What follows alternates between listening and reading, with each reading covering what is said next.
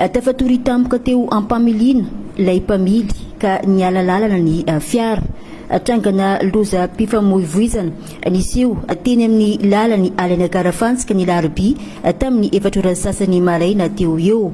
Fiara avy any Andrenivohitra hiazo any Marovoay ka rehefa tonga teo Maivatanana dia ilay mpamily faharoa ny nitondra ka izao tradoza izao tsy nisy ny ainana fohy. Tafatory le sofira dia zegny nampavarina anay telo.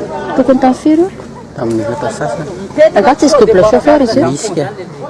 Trangano zao loza mpamombozana zao zany dia resy toromaso izy dia izy nandeha moramora dia zay natoro tao anatiny dia nefa tena nandeha izy dia nikirotandrotana voahelinay.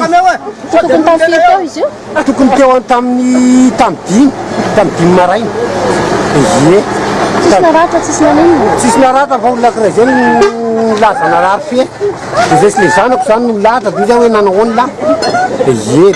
Dia nivoaka ilay izy dia nanontaniako dia tsy naninona aho. Fiara iray avy any Digo no nanampy azy ireo nisintona ilay fiara niaraka tamin'ireo fokon'olona izay monina manodidina ny Karafantsika. Ny ankoatr'izay nandalo sy nijery dia lasa.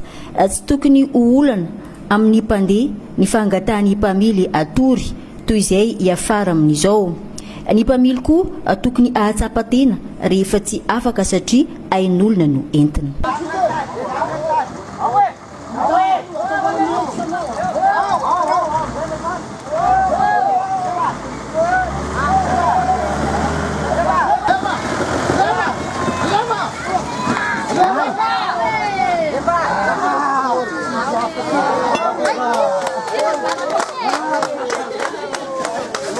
Potika tanteraka ny lalana miantsinanana manomboka eo be fotaka hatrany Digo.